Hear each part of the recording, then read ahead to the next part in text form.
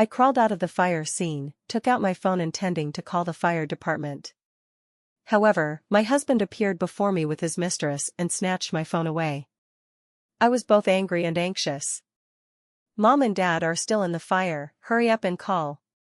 My husband glanced at the fire scene, and surprisingly, there was a hint of secret joy on his face.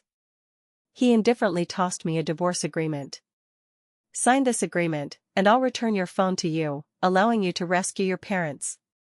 We don't want this either, but if you refuse to divorce, Vivian and I's child will have to be illegitimate. After all, the child is innocent." I never imagined that my husband would use my parents' lives to threaten me. However, I also found it extremely ridiculous.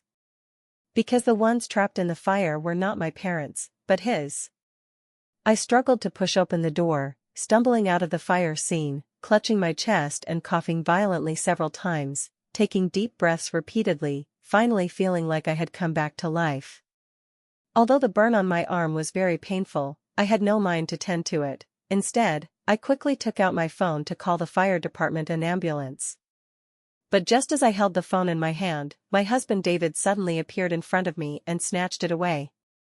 I had no time to ponder how he, who had disappeared for half a year, suddenly appeared at my doorstep, nor did I bother to argue with his mistress Vivian behind him. I just hoarsely pointed at the thick smoke inside the house and shouted, "Hurry, hurry, and call the fire department, call the ambulance, Mom and Dad are still inside." Upon hearing this, David not only showed no urgency but instead brightened up, muttering to himself, "Heaven helps me."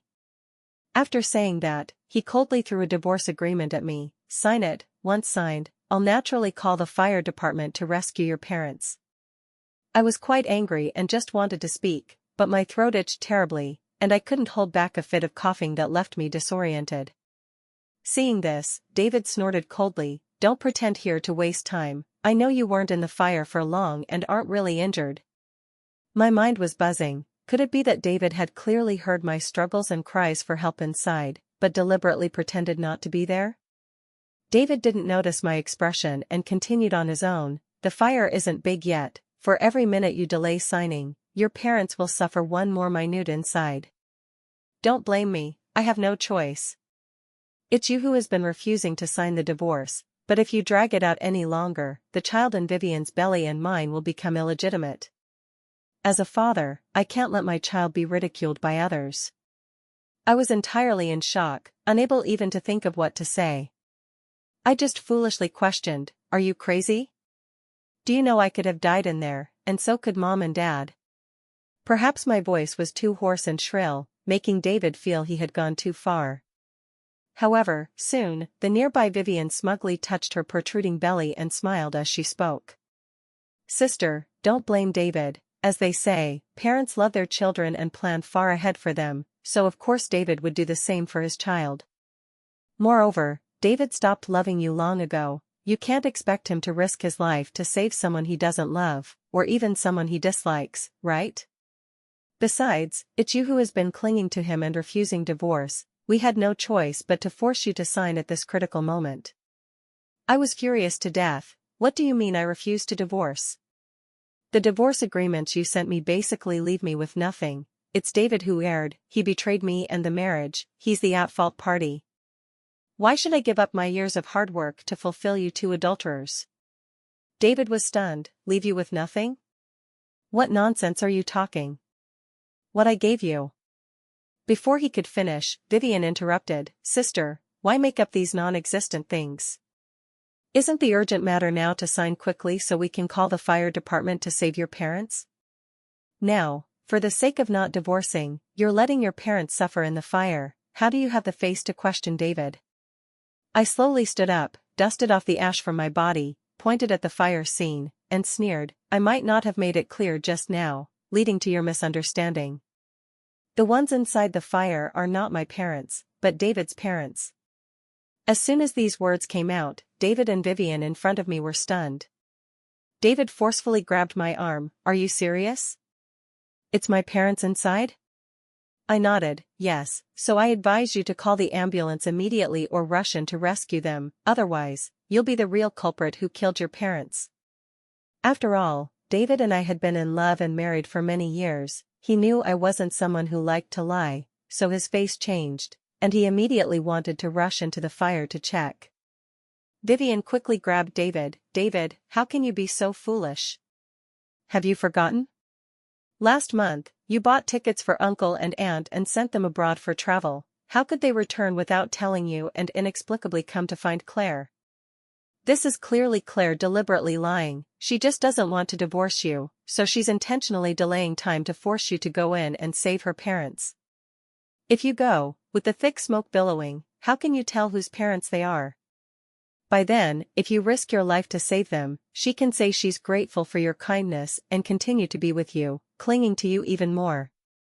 David also realized I was talking nonsense. Right, how could my parents be in the country? You said you'd never lie to me in this lifetime. How could you deceive me? I was utterly speechless, almost unable to hold back laughter. Seeing me like this, David became even more convinced that I was lying, just to avoid divorce and incidentally make him save my parents. He was even more furious. To avoid divorcing me, you're cursing them like this. You really disgust me. Vivian gave me a disdainful look. Besides, if you're going to lie, at least draft it properly. Uncle and aunt weren't kind to you. If it really were uncle and aunt in the fire, you'd probably be overjoyed. How could you think of calling for help as soon as you came out? Vivian's words were indeed correct. David's parents had indeed been harsh towards me. They always felt I wasn't worthy of the excellent David, had many complaints about me after marriage, and often stirred up trouble between David and me. If not for them, David and I wouldn't have ended up like this today. But I wasn't lying, it was indeed Devon and Daphne inside. Upon learning that David was with Vivian and planning to divorce me, they suddenly came to my house. I was very shocked at the time, and although their expressions towards me were full of contempt, they kept talking non-stop. You can't even hold on to a man, what can you do? I'm telling you, David just made a mistake that all men make. You can't divorce him because of that. Although you're not that great, that vixen Vivian disgusts us even more. As long as you promise to never divorce David no matter what, we're willing to accept you as our daughter-in-law. Since they arrived very late, I had to let them stay first, planning to discuss in detail the next day, but early the next morning, just as my parents went out to buy groceries, the house suddenly caught fire. I didn't like Devon and Daphne, that's true, but that doesn't mean I was willing to watch them burn alive in front of me. Moreover, the fire was in the vacation villa I specially built for my parents, and I didn't want it destroyed. But looking at David's demeanor, I knew further explanation was useless, because once he was convinced of something, it was hard to change, and this villa was in a remote location, with surrounding houses mostly for vacation and usually unoccupied. If delayed any longer, it would truly be too late. So I didn't explain any more, but picked up the divorce agreement, checked it, confirmed it was for equal division of assets, and signed directly. After confirming my signature, David nodded satisfactorily. Wouldn't it have been better to sign earlier? Why make your parents wait those extra minutes inside?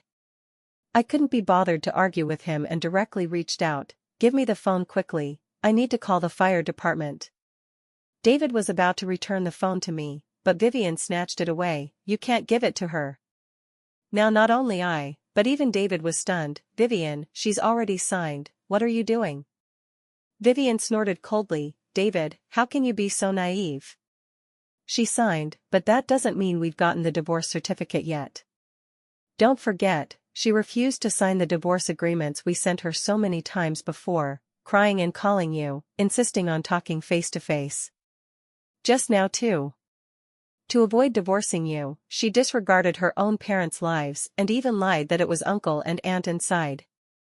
Now that she's signing so straightforwardly, there must be something wrong, probably just temporarily deceiving you, and when it comes to getting the divorce certificate, she'll break the agreement again and refuse to get it with you. David looked at me, then at Vivian, seeming somewhat hesitant.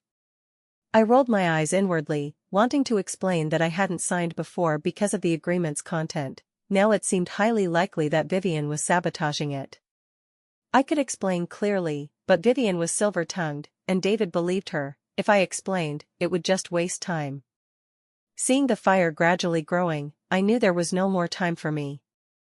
So I gritted my teeth and spoke humbly, David, look for yourself, the fire is about to get bigger. Whether it's my parents, your parents, or even strangers inside, you can't just let the fire spread like this. David frowned without speaking, but it was clear he was very hesitant.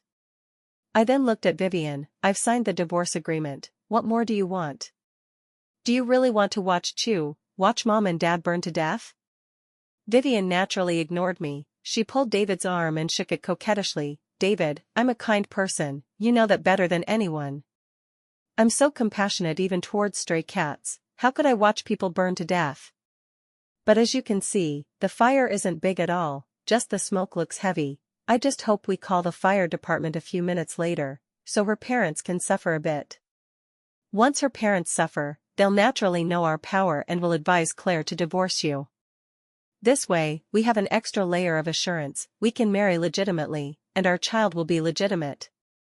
Upon hearing this, David glanced at the smoke-billowing fire scene again and finally nodded. Claire, rest assured, I won't let your parents really get hurt. Moreover, this is originally your fault. If you had agreed to divorce early, I wouldn't have had to come find you. I was furious to death and had to point at the phone in Vivian's hand. David, open my phone and look at the photo album, you'll know I'm not joking about divorcing you. David was puzzled but still unlocked my phone and glanced at the album. You had an abortion? Why didn't you tell me? That was my child too, how could you decide on your own? I sneered. You disappeared for half a year, I messaged and called you countless times, and you never responded. How could I tell you or let you decide? If I didn't abort early, wouldn't you say I was using the child to force you not to divorce?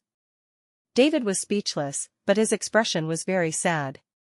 Actually, that's normal. Although David and I now seem like enemies, we once loved passionately and hoped countless times for a crystallization of our love. When he and I got together, Devon and Daphne looked down on me and refused outright. David fell for me at first sight. To interact with me, he passed by my favorite snack shop 800 times a day, just to say what a coincidence to me.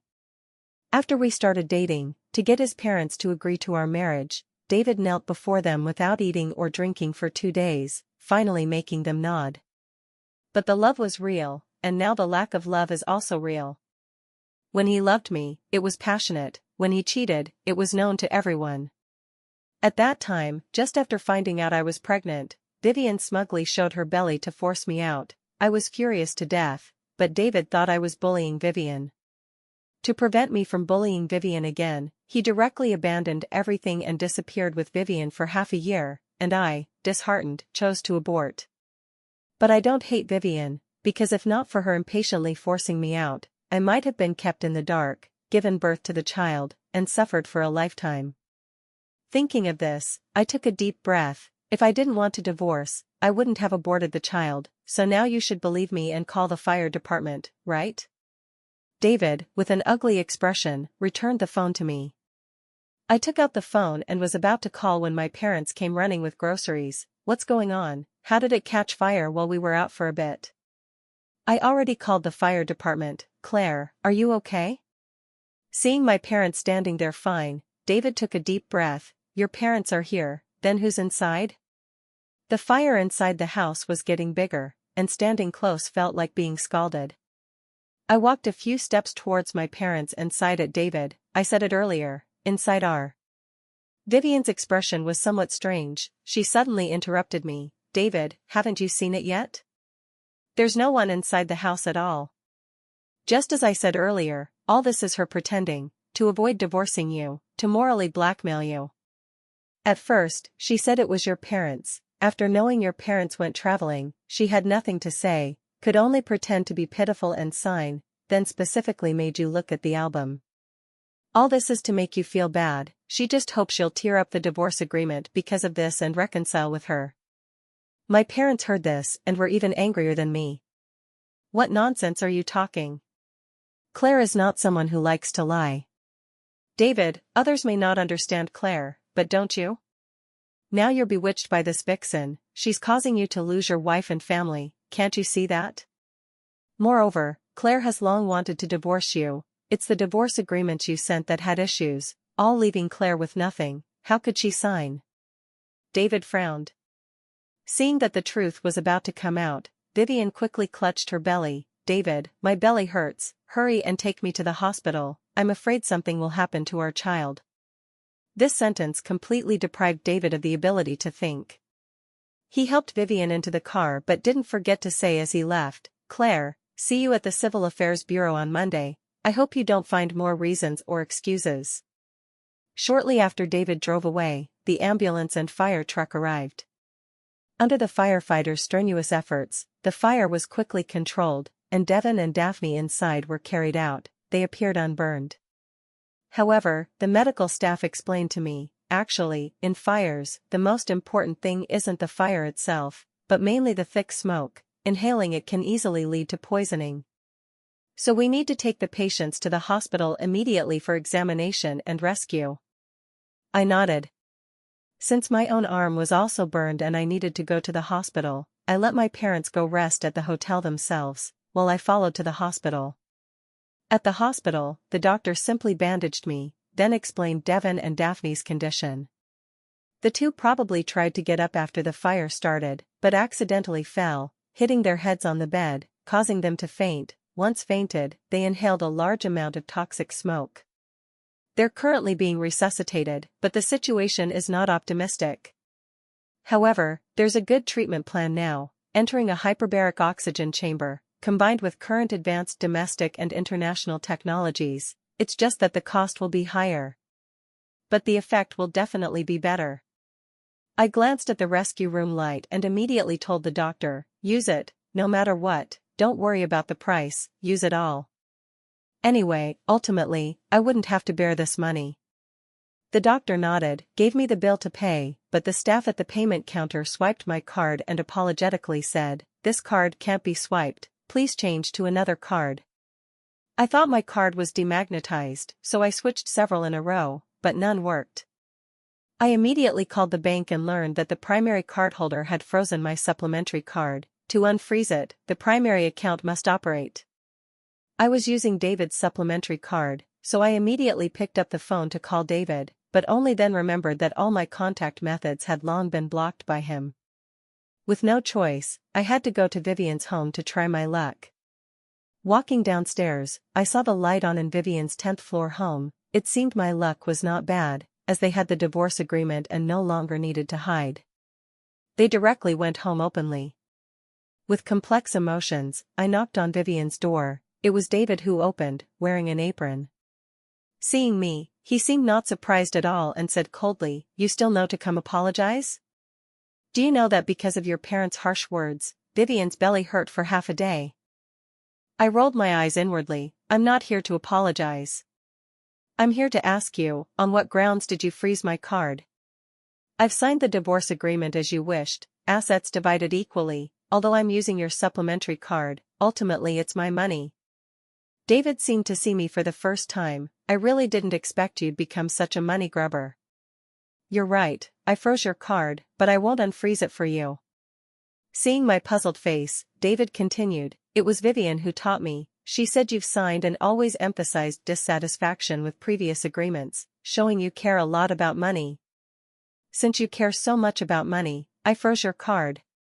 Moreover, your parents' villa was burned and definitely needs money to repair. The money you're spending now is still our marital property. I don't want to pay to repair your parents' villa.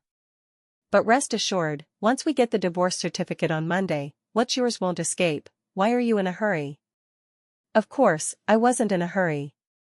But Devon and Daphne were waiting for money to save their lives and couldn't wait until Monday. Although I could wash my hands of it, since Devon and Daphne had the accident in my home, if they really died, I wouldn't feel comfortable.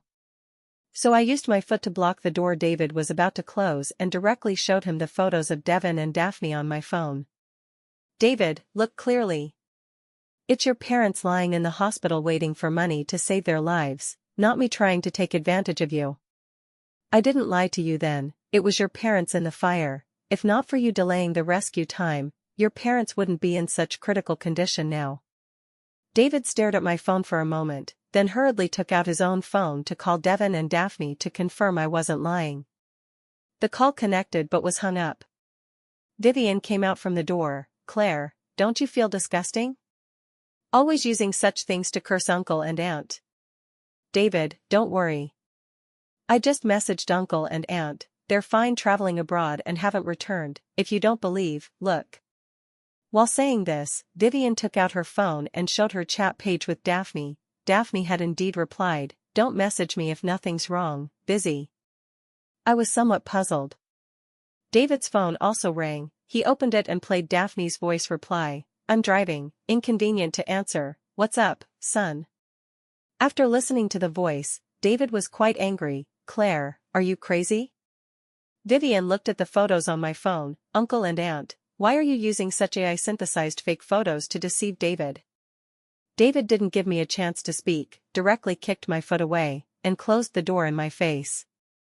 I was extremely puzzled, unable to figure out what was going on. After all, I had seen Devon and Daphne get into the ambulance to the hospital with my own eyes, but the message David just received was indeed Daphne's voice. I knocked on the door, thinking to have David come with me to the hospital to check. But no matter how I knocked or what I said, David acted as if he didn't hear, and instead, neighbors came out pointing and gossiping.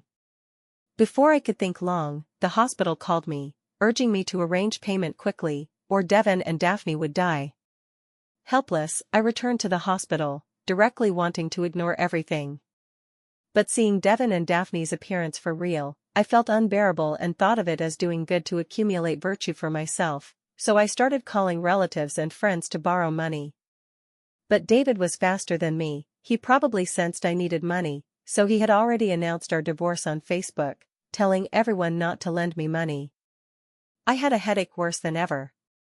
After understanding the situation, the nurse suggested, you can totally call the police, if your husband doesn't believe you, surely he won't disbelieve the police. My eyes lit up. I immediately chose to call the police, but neither my calls nor the police's were answered by David. I had to take the police car to Vivian's building, but her room light was off, the door wouldn't open, and asking neighbors revealed. It turned out that shortly after I left, the two had taken their luggage and disappeared. Probably afraid I'd bother them again. I had to call my parents, wanting them to use their savings for emergency, but it was still too late. Devon and Daphne didn't even have a chance to open their eyes and directly passed away. Seeing them dead, I also sighed. This time, it really couldn't be blamed on me. I truly did my best. Soon, the day arrived at the agreed Monday with David. Since I didn't go to the Civil Affairs Bureau, David directly brought Vivian to the hospital. As soon as David saw me, he was furious. Do you know how long I waited at the Civil Affairs Bureau door? On such a hot day, with Vivian pregnant, are you trying to kill her? Vivian frowned. Claire, what will it take for you to divorce? Fulfilling us and letting yourself go, isn't that good? Seeing Vivian's red eyes, David became more anxious. Claire, when did you become like this? Wasn't it you who said back then, if in love, be together, if not, separate, now why are you shamelessly clinging to me? Seeing my calm face, David couldn't help rolling his eyes. What are you going to say this time? What reason to find? Is it that your hand is injured, so you can't sign? Or saying something happened to my parents or yours? But no matter what you say, I won't believe it. Today, this marriage, I must divorce. Looking at David before me, I only felt I was blind back then. How didn't I see he was so heartless? But I really couldn't be bothered to say one more word to him. So I fiercely slapped him. Shut up. Then, before he went mad, I threw Devon and Daphne's death certificates in his face. Look for yourself what this is. After reading, David directly threw them on the ground. You haven't acted enough in this play, but I've long seen enough. I couldn't be bothered to waste more words with him. I directly pulled him and dragged him into the morgue, pointing at Devon and Daphne's bodies. Go see for yourself if that's your parents or AI-made fakes. David stared dumbfounded at Devon and Daphne, taking a while to react that I had not been lying all along. He knelt on both knees and began to cry bitterly. How could this be? How could my parents die? They were clearly fine vacationing abroad, traveling. How could this happen? Naturally, I couldn't explain why, but still couldn't hold back. Isn't it all caused by you why they're like this? It was you who snatched my phone and wouldn't let me call the fire department. you who delayed in various ways leading them to inhale toxic smoke, and you who inexplicably froze my card, causing them to miss the chance to survive. No matter which step, if you could have believed me a little or been a bit kinder, your parents wouldn't have died so miserably. Instead of asking me, ask yourself, what great grudge do you have against your parents to harm them like this? David collapsed even more. I just snorted coldly, all right, when you're done crying, message me, I'll go to the Civil Affairs Bureau then. After saying that, I didn't linger and directly left the hospital. However, I never received David's message. Instead, I waited for the arrogant Vivian coming to force me out. As soon as she came in, she directly sat on the sofa. You're very smug now, right? David is living in hell because of uncle and aunt's matter and has no mind for divorce. Was this your plan from the beginning? I'm telling you, even if you occupy the title of David's wife, it can't change the reality that David doesn't love you. I advise you not to struggle anymore. Take the initiative to find David and divorce. After all, I've already conceded a lot. Before, I originally planned to leave you with nothing, but pity, you're not stupid and absolutely refuse to sign. If not for my child unable to wait, I wouldn't agree to you taking away money that belongs to me. I somewhat impatiently interrupted Vivian. Stop pretending, the fire was set by you, right? Vivian was stunned. However, she didn't deny it but generously admitted, correct, you're quite smart. I frowned, why? Vivian rolled her eyes, why? That day, I secretly ditched David, wanting to burn you to death, but unexpectedly, heaven favored me so much that the annoying Devon and Daphne were there too. Pity, you crawled out. But fortunately, under my guidance, David didn't discover anything and instead caused Devon and Daphne's death, saving me from two hateful people. I snorted coldly, do you know this is illegal? This is murder. Vivian shrugged indifferently, so what, do you have evidence? Moreover, if not for those two old immortals refusing to accept me, why would I take such a risky move?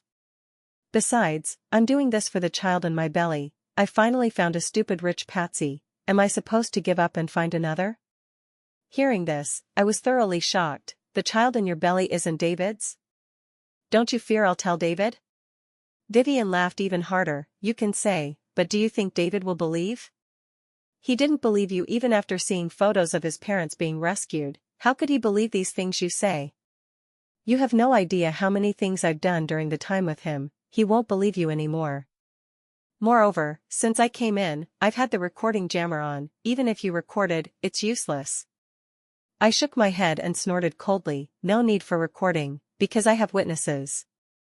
Vivian was puzzled. I didn't explain more and directly opened the bedroom door in front of her. The bedroom was full of people, fire investigators, police, and David on the verge of collapse. Vivian's face instantly darkened. How are you here? Of course, because of me.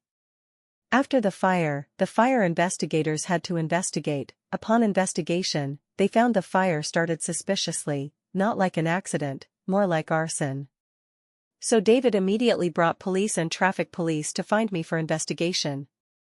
I wasn't panicked but explained to everyone, actually, I also suspect the fire was arson. The reason is simple, actually, the fire wasn't very big and was extinguished. But afterward, I searched and couldn't find Devon and Daphne's phones at all. Yet, David and Vivian received replies from Daphne. Being able to get Daphne's phone means this person knew about the fire. Seeing the fire and not reporting it can only mean that she set the fire. The police and fire investigators naturally agreed with my statement. Even David reacted, feeling something was wrong. After all, the messages he received were indeed from Daphne. But at that time, Daphne was already in a coma. How could she send him messages? The few were about to leave to continue investigating, but Vivian knocked on my door. In a flash, I pushed everyone into the bedroom. After hearing my explanation, Vivian collapsed. David, listen to my explanation, it's not like that. At this moment, David was going crazy. Explain what? Is the child in your belly mine? Or is the fire not set by you? Or did you deliberately instigate me to freeze Claire's card knowing my parents were waiting for money to save their lives? Vivian naturally couldn't explain these and could only dryly say, David, but I love you, even if the child in my belly isn't yours, I can continue to bear yours after giving birth. David didn't look at Vivian, just wearily rubbed his brow. You've caused me to lose my love, my child, my parents, and you still want to explain? Save your explanation for the judge. Even if I exhaust all efforts, I'll find a way to get you sentenced to death. Seeing David wasn't joking, Vivian stopped pretending. Blame me? How can these things be blamed on me?